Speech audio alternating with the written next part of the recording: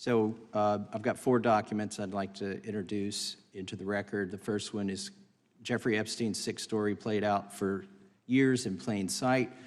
And Acosta is quoted in here saying, "I was told Epstein belonged to intelligence and to leave it alone." The second document is entitled, "What Epstein's Bodyguard Warned About His CIA Connections." The third document is from Fox Digital. It's titled, "Epstein's Private Calendar Reveals Planned Meetings with Obama Admin Official CIA Chief." And the last document is Wall Street Journal article that highlights Ehud Barak's 36 meetings with Jeffrey Epstein. He was the former Prime Minister of Israel and head of military intelligence for Israel. It may have held that title when he met Epstein, and then, yes. Without objection, the gentleman will hold for a second. The gentleman from Maryland is recognized. Thank you, Mr. Chairman. Just one UC request. This is Judge Engelmeyer's decision from August in U.S. versus Epstein, stating the government's 100,000 pages of Epstein files dwarfs the 70-odd pages of Epstein grand jury materials.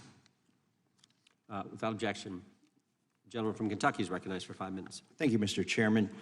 Director Patel, I watched some of your Senate hearing yesterday when Senator Kennedy asked you, "You've seen most of the files. Who, if anyone, did Epstein traffic these women to besides himself?"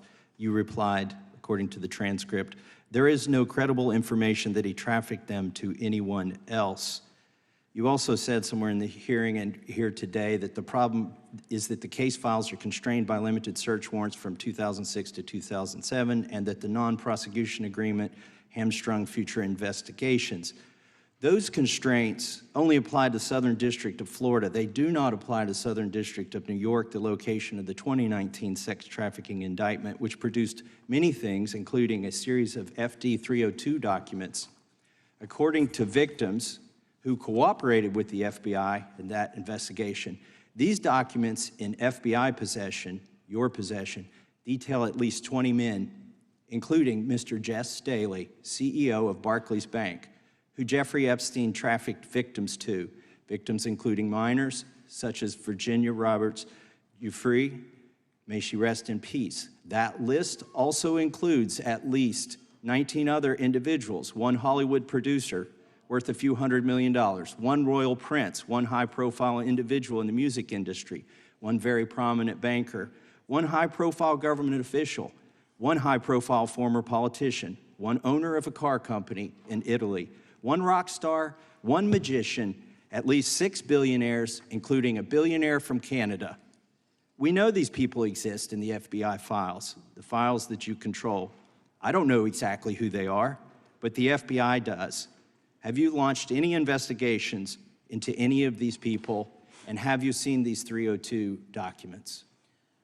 Sir, I have asked my FBI agents to review the entirety of the Epstein files and bring forth any credible information, and we're working with Congress not only to divulge that information and produce it to you, but any investigations that arise from any credible investigation will be brought. There have been no new materials brought to me launching a new indictment. So is the loophole here, or is it your assertion that these victims aren't credible, that the 302s maybe didn't produce credible statements that rise to a probable cause?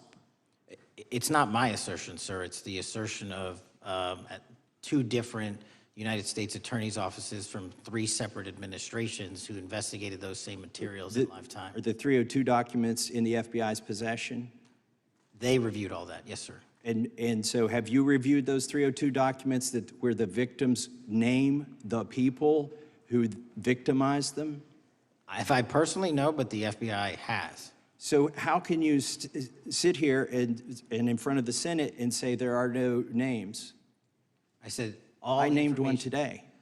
I said we are not in the practice at the Department of Justice and FBI of releasing victims' names. That is not what we do. We are also not in the habit of releasing incredible information. That's not what we do. But multiple authorities have looked at the entirety of what we have. Okay, I got to move on here. Were you present when the AG had the White House event when she released the binders to the social media influencers? I was, yes. So if you're willing to meet with social media influencers who stood to benefit from the sensational and sad stories of these victims, will you meet with the victims as well? The FBI will meet with anyone who has new information. Will you personally meet with them? The FBI and the professionals who are handling the cases will. Were you instructed that it was important to release the documents to the Oversight Committee on the day of my introduction of the discharge petition to release these files? I don't know what day that was, so no. Well, they were released that day, and there were victims' names who weren't redacted because they were in such a rush, and the victims are not happy about that. Have you investigated any of the CIA connections? Have you seen the CIA file on Jeffrey Epstein? And if you wanted to see it, would they show it to you? Well, I can speak for the FBI, and that's presuming there's a CIA case file, and I've reviewed everything that the interagency, not I, the FBI, that was provided to us. Would you be willing to look at the CIA file on Jeffrey Epstein? If there is such a file, and if it has not already been turned over to the FBI will look at any new investigative leads. Have you made any progress on the pipe bomb investigation January 6th? And have you made any progress on the motive of the Las Vegas shooter? As to the first, it's an ongoing investigation, and we have made progress. As to the second, sir, I'll have to get back to you. All right, thank you. I yield back. Mr. Chairman.